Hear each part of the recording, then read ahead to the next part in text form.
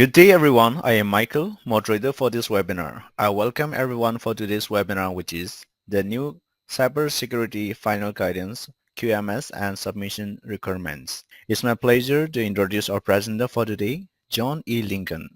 John E. Lincoln is the principal of J. E. Lincoln and Associates, LLC. I would now like to hand over the floor to the speaker. Over to you, John.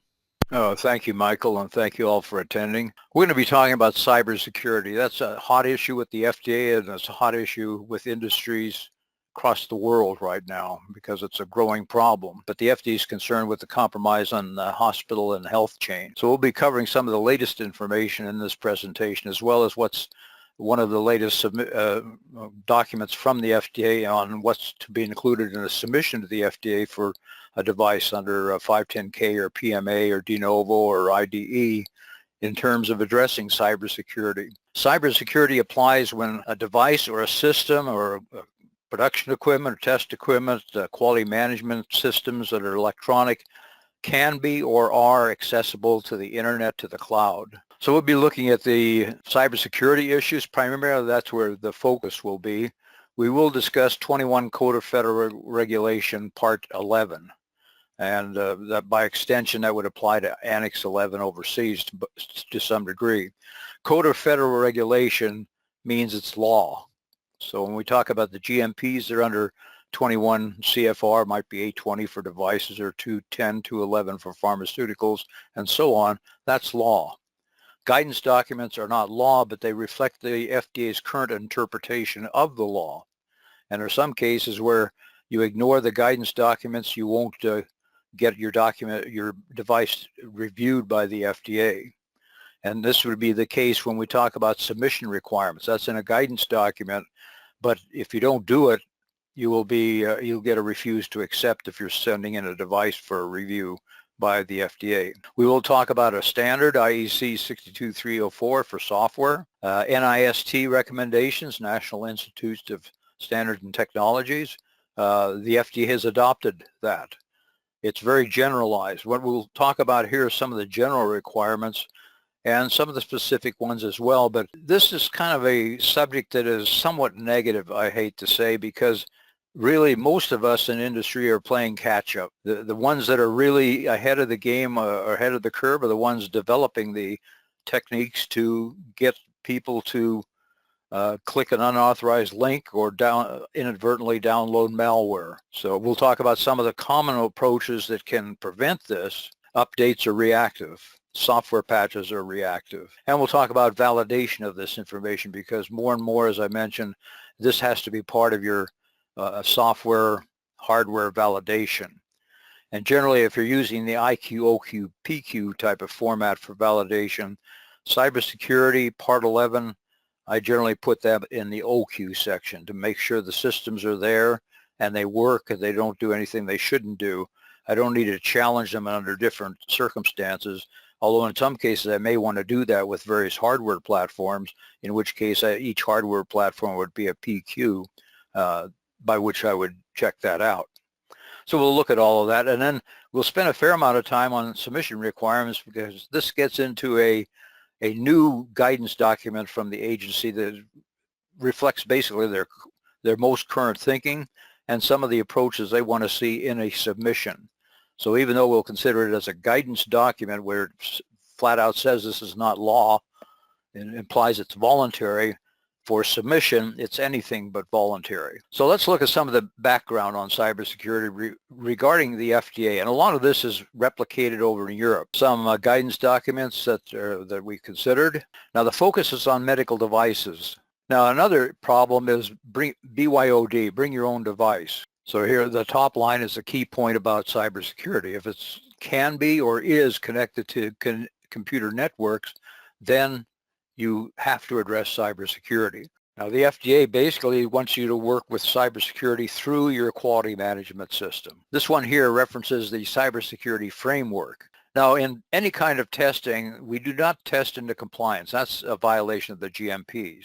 Identify and protect. That's one of the couple of the NIST requirements, NIST requirements. Couple more of the NIST requirements that you design your system then to You've designed it to deal with the known vulnerabilities so that it fights off the normal vulnerabilities. But now, once something has penetrated your system or tried to penetrate your system, the system has to be able to detect that intrusion and then respond to it.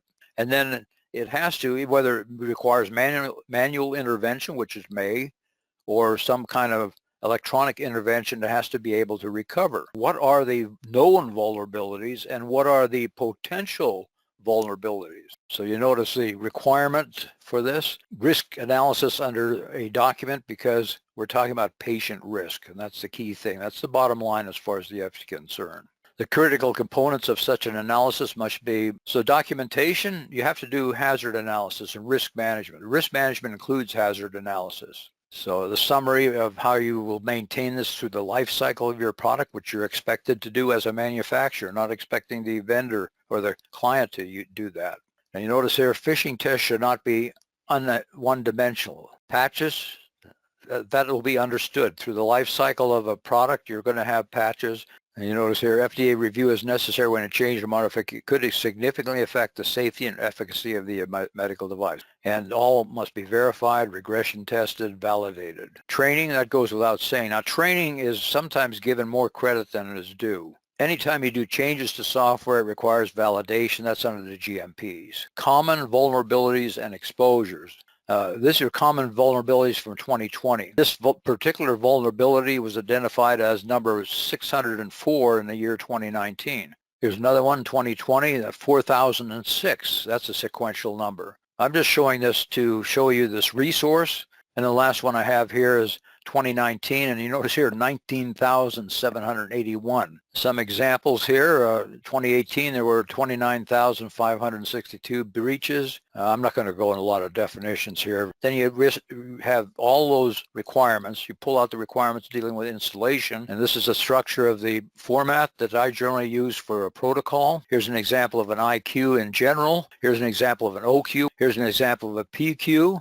Some of the issues with electronic signatures, good automated manufacturing practices is a recommendation. It's a recommendation from the International Society of Pharmaceutical Engineers. That's the weak point, system administrators. So somehow make the system administrator accountable under a change control system and oversight by QA. Logins, that's one area you can control, as we mentioned earlier. Electronic signatures. This is the FDA expects you to do this when you're developing systems to meet their cybersecurity requirements. Now, this is the last point we want to cover, and that is the pre-market submission guidance. This tells you what the FDA wants to see in 510Ks and PMAs to address cybersecurity. You notice it should be part of your quality management system. And FDA is concerned with these kind of issues regarding your cybersecurity. Now, one of the big tools that the FDA is pushing is the Secure Product Development Framework. It's up to you to develop this. They have a special publication dealing with that, gives you some key points. So that concludes our discussion here. Certainly, this is constantly an evolving industry represented by what the FDA keeps publishing. Thank you, John, for the great presentation. Well, thank you again. This is a area of top concern with virtually everybody in any business. It's growing.